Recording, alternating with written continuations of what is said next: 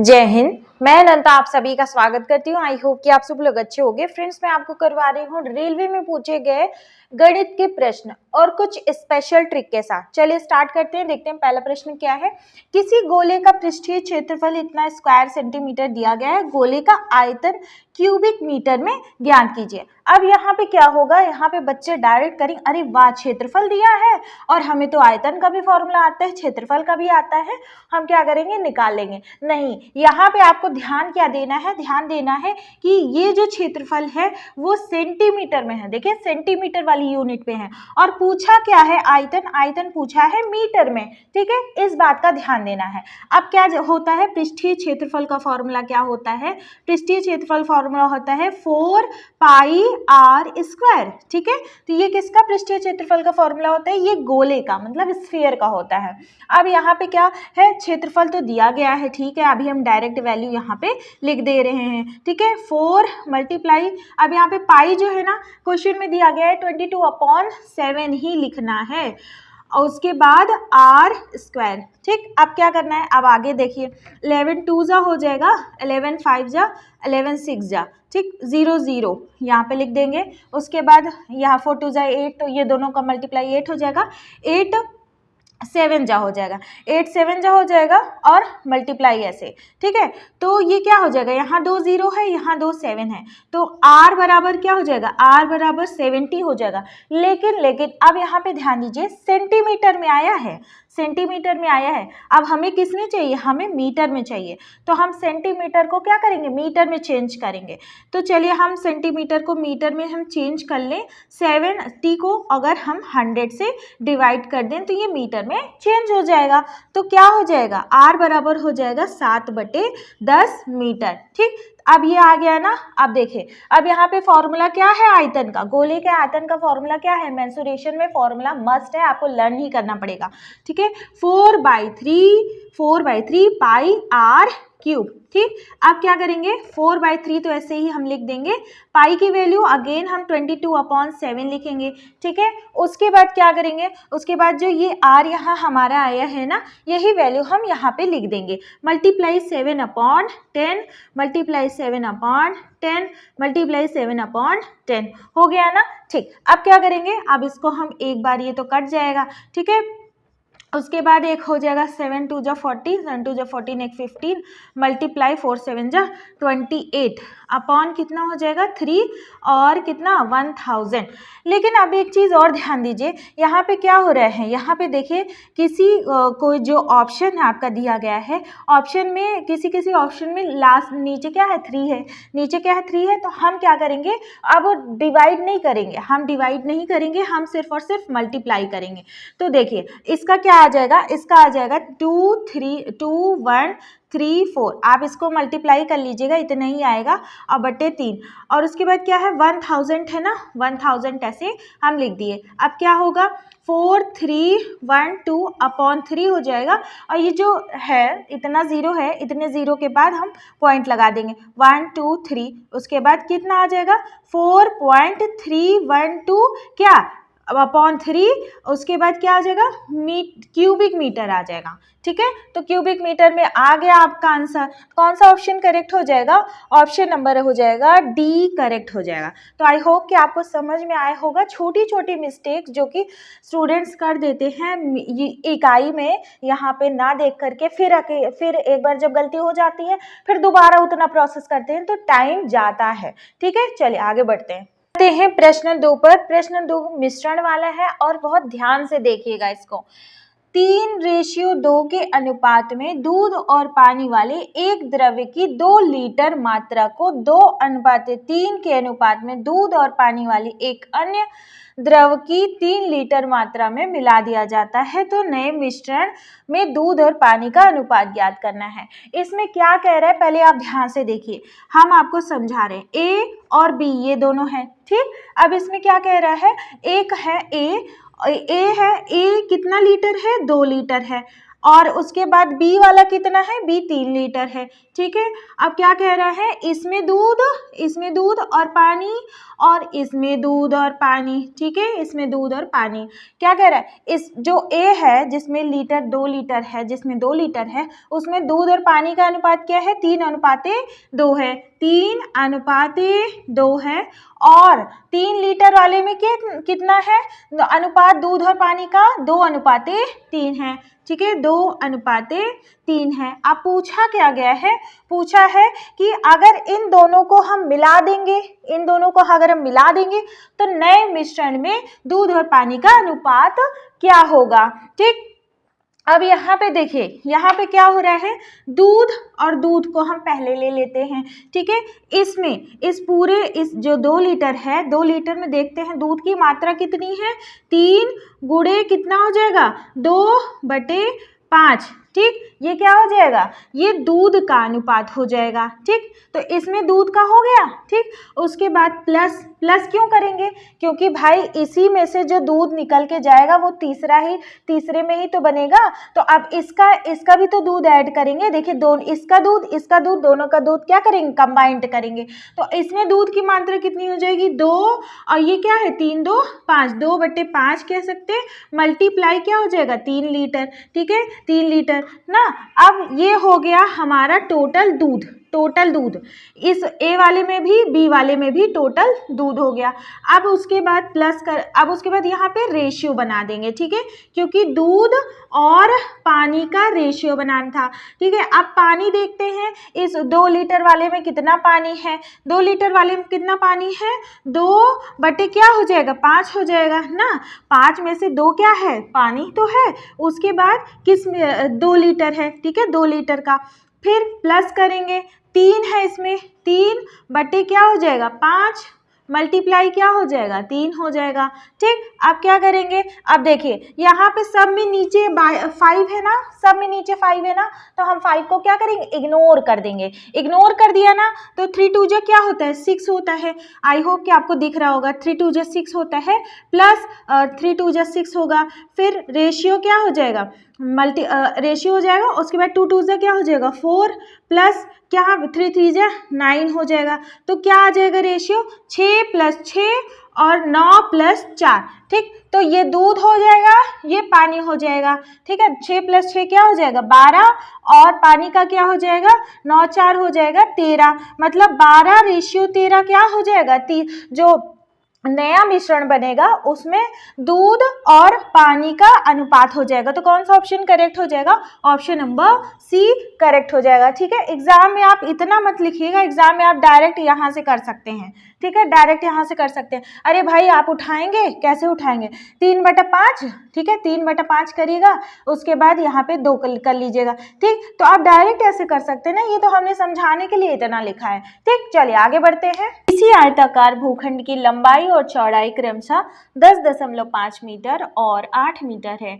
15.25 प्रति वर्ग मीटर की दर से भूखंड में घास लगाने की लागत ज्ञात कीजिए। क्वेश्चन समझते हैं। क्वेश्चन कह रहा है, देखिए कोई एक आयताकार ऐसे मैदान है, ठीक है, इसकी लंबाई चौड़ाई दी गई है। अब क्या कह रहा है कि इसमें इस आयताकार जो भूखंड है इसमें अगर घास लगाएंगे तो कितना लागत होगा। अब आप ये सोचेंगे कि हम ऐसा क्या पता करें कि हमें लागत पता चल जाए। आपको यहाँ पे देख रही, यहाँ पे एक दिया गया है 15.25 रुपए में दिया गया है, ठीक है, रुपए दिया गया है, तो ये रुपए होगा। और प्रति किसके प्रति दिया गया है, वर्ग मीटर। अब यहाँ पे जैसे ही आपने वर्ग मीटर देखा तो आपको क्या पता चल जाना चाहिए कि इस भूखंड का हमें क्षेत्रफल निकालना है, ठीक है। तो ये क्या है, आयताकार भूखंड है, तो आयत का जो क्षेत्रफल होगा वही लगेगा। क्षेत्रफल क्या होता है, लंबाई गुणे चौड़ाई होता है, ठीक है। लंबाई कितनी है, लंबाई है 10.5, मल्टीप्लाई चौड़ाई कितनी है, 8 है, ठीक। अब क्या होगा, 8 5 जा 40 हो जाएगा, 8 1 जा 8, और ये 84 क्या आ जाएगा, मीटर स्क्वायर। 84 मीटर स्क्वायर इसकी क्षेत्रफल आ जाएगी, इसकी क्षेत्रफल आ जाएगी। अच्छा, इसमें क्या कह रहा है, इसमें कह रहा है प्रति वर्ग मीटर, 1 मीटर पे कह रहा है 1 मीटर स्क्वायर पे कितना रुपए ले रहा है, 15.25 रुपए की लागत लग रही है। ठीक, तो अच्छा अब हमारे पास कितना मीटर स्क्वायर है, 84 मीटर स्क्वायर है।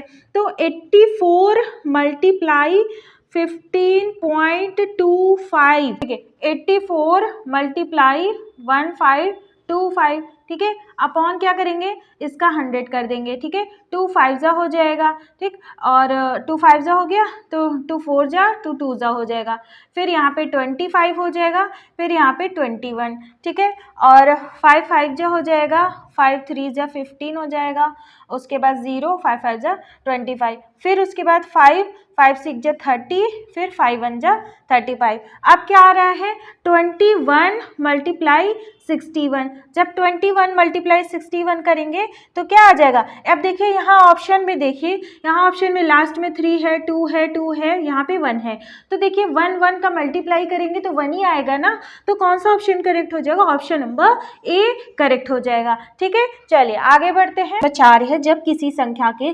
3/4 भाग को 126 के 6/7 भाग से घटाया जाता है तो उत्तर 33 प्राप्त होता है, 33 प्राप्त होता है। तो संख्या हमें पता करना है, तो कौन सी इसमें संख्या होगी। ठीक है, तो अब यहाँ पे देखिए, अब आपको क्या करना है, जो पहली लाइन लिखी है, पहली लाइन में 126 के 6/7 भाग, तो 126 का 6/7 भाग ये अलग से ही दिख रहा है, तो 126 का 6/7 भाग क्या होता है, यही होता है। ठीक है, यहाँ पे काकी के है ना, तो मल्टीप्लाई में जाएगा। अब चलिए इसको काट देते हैं, 7 1 जा 7, 7 8 जा 56, उसके बाद 18 मल्टीप्लाई 6 कितना हो जाएगा, 108।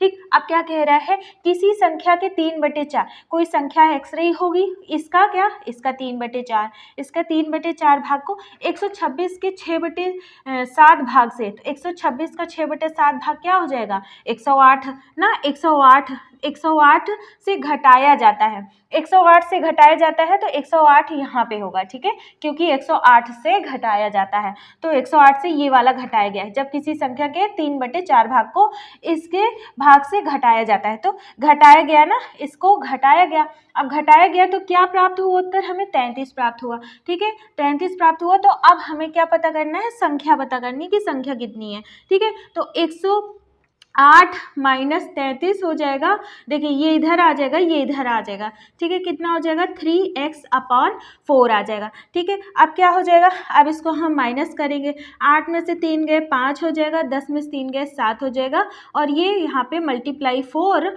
उसके बाद यहाँ पे डिवाइड में 3 बराबर क्या हो जाएगा, x हो जाएगा, क्रॉस मल्टीप्लिकेशन के हिसाब से। ठीक है, 3 2 जा 6 हो जाएगा, उसके बाद 3 5 जा 15, मतलब 25 चौके क्या हो जाएगा, 100। तो क्या आ जाएगा, संख्या क्या आ रही है हमारी, 100 आ रही है। कौन सा ऑप्शन करेक्ट हो जाएगा, डी करेक्ट हो जाएगा। ठीक है, तो आई होप कि आपको समझ में आया होगा। चलिए आगे बढ़ते हैं। क्वेश्चन नंबर 5 कह रहा है, किसी ठोस अर्धगोले का पूर्ण पृष्ठीय क्षेत्रफल इतना सेंटीमीटर स्क्वायर दिया गया है। ठीक है, अर्धगोले के समतल पृष्ठ के व्यास की लंबाई ज्ञात करना है। देखिए कोई ऐसे अर्धगोला रहा होगा, ये ऐसे अर्धगोला रहा होगा, और इसका क्या दिया गया है, इसका पूर्ण पृष्ठीय क्षेत्रफल दिया गया है। हम क्या जानते हैं कि पूर्ण पृष्ठीय क्षेत्रफल का क्या फॉर्मूला होता है, पूर्ण पृष्ठीय क्षेत्रफल का फॉर्मूला होता है 3πr²। ठीक, अब ये दिया गया है, तो चलिए वैल्यू यहाँ पे रख लेते हैं, क्षेत्रफल की जगह पे 1848, क्योंकि यही दिया गया है। 3 मल्टीप्लाई पाई की जगह पे ये बोल रहा है 22/7 रखना है, 22/7 मल्टीप्लाई r²। ठीक, क्या करेंगे, अब इसमें चलिए हम थोड़ा सा काट पीट देते हैं, तो 3 6 जा हो जाएगा 18, 3 1 जा और 3 6 जा 18, 11 2 जा हो जाएगा, 11 5 जा और 11 6 जा। अब कितना हो जाएगा, अब यहाँ पे 2 बचा ना, तो 2 और 2 2 जा 4 और 2 8 जा 16, मतलब r² की वैल्यू हो जाएगी 7 और ये मल्टीप्लाई 78। ठीक है, 28, सॉरी ऐसे मुंह से निकल जाता है, तो r² बराबर क्या हो जाएगा, 7 मल्टीप्लाई ये 78 क्या हो जाएगा, देखिए 4 मल्टीप्लाई 7 होता है ना, अब r की वैल्यू आ जाएगी 7 मल्टीप्लाई 2। ठीक है, तो r कितना हो जाएगा, 14 हो जाएगा। अब r 14 हो गया, 14 क्या सेंटीमीटर ना। यहाँ पूछा क्या है, अर्धगोले के समतल पृष्ठ के व्यास की लंबाई पूछी है, तो व्यास पूछा है ना, रेडियस हमारा आ गया है 14, जब रेडियस 14 आ गया है तो व्यास क्या आ जाएगा, ये भी 14 ना, पूरा टोटल जोड़ देंगे कितना हो जाएगा इसका डायमीटर, व्यास हो जाएगा 28 सेंटीमीटर। कौन सा ऑप्शन करेक्ट हो जाएगा, ऑप्शन नंबर बी करेक्ट हो जाएगा। तो आई होप कि आपको समझ में आ रहा होगा फ्रेंड्स। अगर आपने अभी तक चैनल को सब्सक्राइब नहीं किया, आप नए हो तो कर लेना, क्योंकि मैंने बहुत अच्छी अच्छी ट्रिक्स अप्लाई की हैं और पूरे ही प्रीवियस ईयर्स के क्वेश्चन पेपर अच्छे डिटेल में कराए हैं, चाहे वो CBT 1 के हों चाहे वो CBT 2 के हों। चलिए आगे बढ़ते हैं, नंबर 6 पे आते हैं। कह रहा है कि दो संख्याओं का एलसीएम उनके एचसीएफ का 35 गुना है। दो संख्याएं कोई रही होंगी जिनका एलसीएम क्या है, एचसीएफ का 35 गुना है, और उन संख्याओं के एलसीएम और एचसीएफ का जो अंतर है 238 है। यदि दोनों संख्याओं का अंतर कितना है, 14 है, तो संख्याओं का योगफल पता करना है। तो अब हम पहली लाइन क्या बोल रही है, पहली लाइन बोल रही है एलसीएम क्या है, एचसीएफ का 35 गुना है, तो 35 गुना क्या है, एलसीएम एचसीएफ का है, ये पहली कंडीशन हो गई। दूसरी लाइन के हिसाब से क्या बोल रहा है कि एलसीएम और एचसीएफ का जो अंतर है 238 है, ये दूसरी लाइन के हिसाब से बोल रहे हैं। अब यहाँ से हम क्या करेंगे, यहाँ से हम वैल्यू पता कर लेंगे। एल की जगह हम 35H लिख सकते हैं यहाँ पे, ठीक है, -H इज इक्वल्स टू 238, तो ये तो इक्वेशन नंबर था।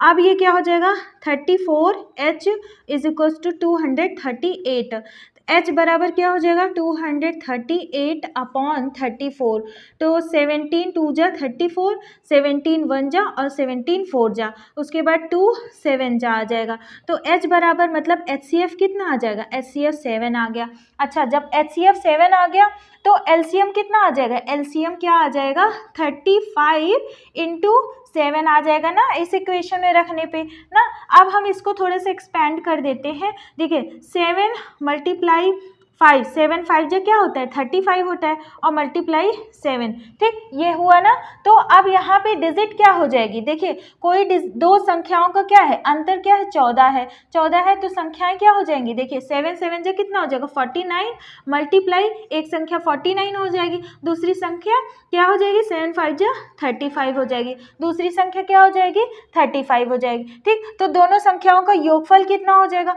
ये 49 और 35 को जब हम ऐड करेंगे तो 9 5 14 और 44, देखिए यहाँ पे 4, हाँ 84 आ जाएगा, ठीक है। तो 84 क्या आ जाएगा, 84 दोनों संख्याओं का योगफल आ जाएगा, ठीक। अब बहुत लोगों को नहीं समझ में आएगा कि यहाँ मैंने कैसे किया।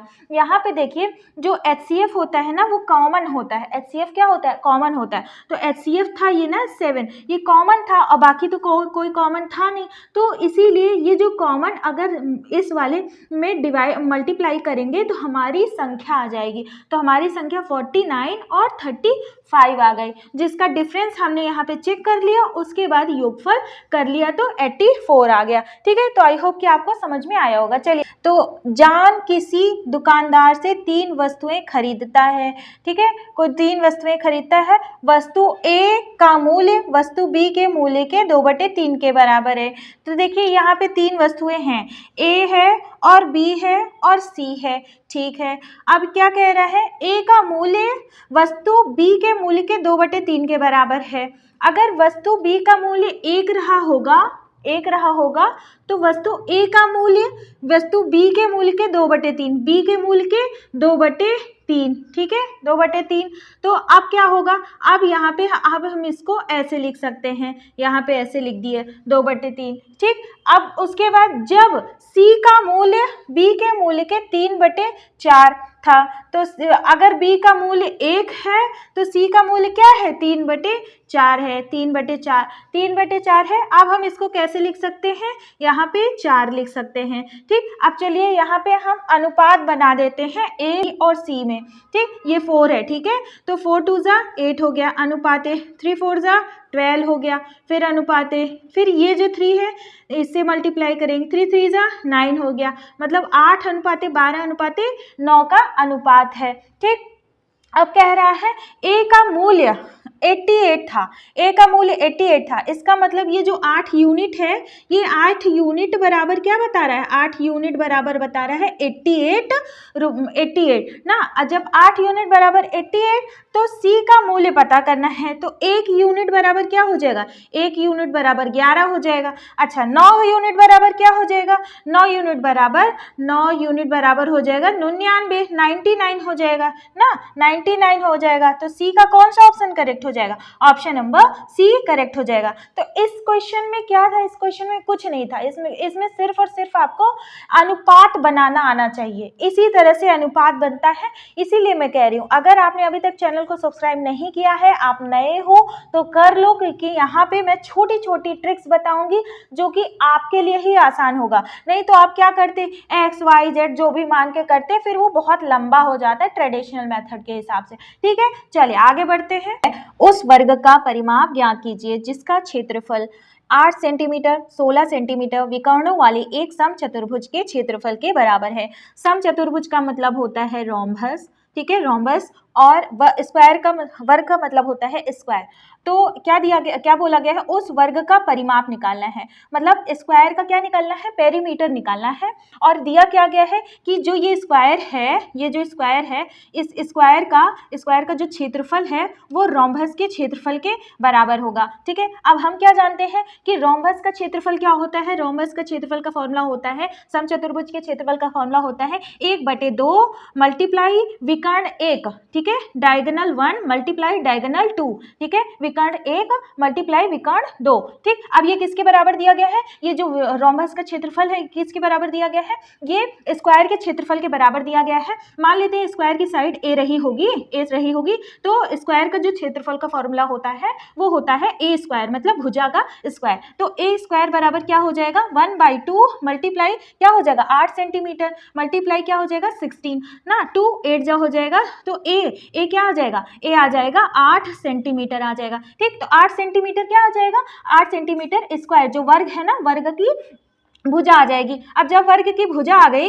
तो वर्ग का परिमाप बराबर क्या होता है, वर्ग का परिमाप बराबर होता है 4 × a ना, 4 मल्टीप्लाई 8 मल्टीप्लाई कितना हो जाएगा 32 क्या आ जाएगा सेंटीमीटर आ जाएगा, तो 32 सेंटीमीटर आ जाएगा। कौन सा option, option number C correct हो जाएगा। तो आई होप कि आपको समझ में आया होगा। तो फ्रेंड्स अगर आपने अभी तक चैनल को सब्सक्राइब नहीं किया है कर लेना भाई, और शेयर तो जरूर कर देना, ठीक है, अपने फ्रेंड्स के साथ जिनका एनटीपीसी या आरआरबी रेलवे का कोई भी एग्जाम हो। ठीक है, चलिए आगे बढ़ते हैं। एक संख्या के 29.5% का मान इतना है, तो वह संख्या ज्ञात कीजिए। मान लेते हैं कोई संख्या एक्स रही होगी, इस संख्या का, ठीक है, का क्या होता है, मल्टीप्लाई होता है 29, देखिए 29.5%, अब परसेंट है ना, तो इसको क्या करेंगे अपॉन 100 कर देंगे। ठीक है, किसके मान के बराबर है, देखिए इसके बराबर 0.59 के बराबर है। अब ये पॉइंट हटा देंगे तो अपॉन में क्या हो जाएगा 100 आ जाएगा, और ये पॉइंट हटा देंगे तो अपॉन में क्या आ जाएगा 10 आ जाएगा। ठीक है, तो 100 से ये 100 कैंसिल हो जाएगा। अब चलिए, अब यहाँ क्या करते हैं, इसका हम अगर मतलब डिवाइड करते हैं तो क्या आता है 5 बार में जाएगा। देखिए अब 59 मल्टीप्लाई 5 करिए, देखिए 9 5 जो 45 आ जा रहा है, 5 5 जो 25 1 29, ये देखिए यहाँ पे आ भी गया, तो ये 5 बार में जाएगा। तो क्या हो जाएगा x मल्टीप्लाई 5 अपॉन 10 बराबर क्या हो जाएगा 1 हो जाएगा, 5 2 जा हो जाएगा, तो x बराबर क्या हो जाएगा 2 आ जाएगा। तो कौन सा, देखिए कौन सी संख्या हो जाएगी, यही पूछा था, तो x क्या हो गया, x 2 आ गया। ठीक है, यदि sin 2x बराबर cos 60 degree multiply cos 30 plus sin 60 multiply sin 30 है, तो निम्नलिखित में से कौन सा, इनमें से कौन सा 10x प्लस sec x का मान होगा। ठीक है, तो सब क्या दिया गया है, हमें दिया गया है sin 2x is equals to cos 60 degree, और एक मिनट हम cos 60 डिग्री चलिए पूरा लिख ही लेते हैं, cos 30 degree plus sin 60 degree और sin 30 डिग्री। ठीक है, अब क्या करेंगे, सारी की वैल्यू रखेंगे। cos 60 का मान क्या होता है, cos 60 का मान होता है 1/2, ठीक, cos 30 का √3/2 प्लस sin 60 का क्या होता है, sin 60 का √3/2 मल्टीप्लाई sin 30 का होता है 1/2। आप क्या करेंगे, कर देंगे 4 और ये √3 आ जाएगा, प्लस ये √3 और 4 कितना हो जाएगा 2 √3 अपॉन 4, तो 2 से ऐसे कैंसिल हो जाएगा, क्या आ जाएगा 2 √3 अपॉन 2, ठीक है। तो साइन 2x बराबर आ जाएगा, साइन 2x बराबर √3/2, ठीक। तो साइन की कौन सी वैल्यू ऐसी होती है जिसमें √3/2 आता है, तो साइन 60 की वैल्यू में √3/2 आता है, इसलिए हम √3/2 की जगह हम ये भी लिख सकते हैं। इसका मतलब यहाँ पे x की वैल्यू क्या आ जाएगी, x की वैल्यू 60/2 आ जाएगी, तो x बराबर क्या हो जाएगा, 30 डिग्री आ जाएगा। जब x बराबर 30 डिग्री आ गया तो हमें क्या पता करना है, tan x और sec x। देखिए tan x की जगह हम क्या लिखेंगे, x की जगह हम 30 डिग्री लिखेंगे, तो 30 प्लस सेक और यहाँ पे 30 डिग्री, ठीक। tan 30 का मान क्या होता है, tan 30 का मान होता है 1/√3, ठीक है। और sec 30 का मान क्या होता है, sec 30 का मान होता है 2/√3। अब इसको हम क्या करेंगे, ऐड करेंगे, √3 हो जाएगा और उसके बाद ये 1 + 2 हो जाएगा, तो कितना हो जाएगा 3/√3। अब यहाँ से कैंसिल करेंगे तो √3 आएगा, तो क्या आ जाएगा, √3 आंसर आ जाएगा। tan 30 प्लस sec 30 की वैल्यू √3 आ जाएगी। कौन सा ऑप्शन करेक्ट हो जाएगा, ऑप्शन नंबर ए करेक्ट हो जाएगा। तो आई होप कि आपको ये क्वेश्चन समझ में आया होगा, ये आपके एग्जाम में ही आया हुआ है। और वीडियो को फटाफट लाइक कर देना, शेयर कर देना अपने दोस्तों के साथ, सबको पढ़ने का मौका मिले अच्छी चीजें, ठीक है। चलिए आगे बढ़ते हैं। आज की क्लास तो यहीं तक। इससे पहले आप आज का प्रश्न देख लीजिए। एक व्यक्ति 3 मिनट में 825 मीटर चलता है, उसकी चाल किलोमीटर/आवर में कितनी होगी। तो इन चारों ऑप्शंस में से क्या आपका ऑप्शन आया है, अपने आप को इवैल्यूएट करिए, लिख के कमेंट सेक्शन में लिख के बताइए कि आपका क्या आंसर आया है। और प्रैक्टिस करते रहिए, मैंने PYQ सीरीज सॉल्व करा दी है पूरी अच्छे से, इसके पहले भी और आगे भी करवाती रहूंगी। तो ठीक है, फिर मिलते हैं नेक्स्ट क्लास में, तब तक के लिए बाय बाय, टेक केयर, नमस्कार, जय हिंद।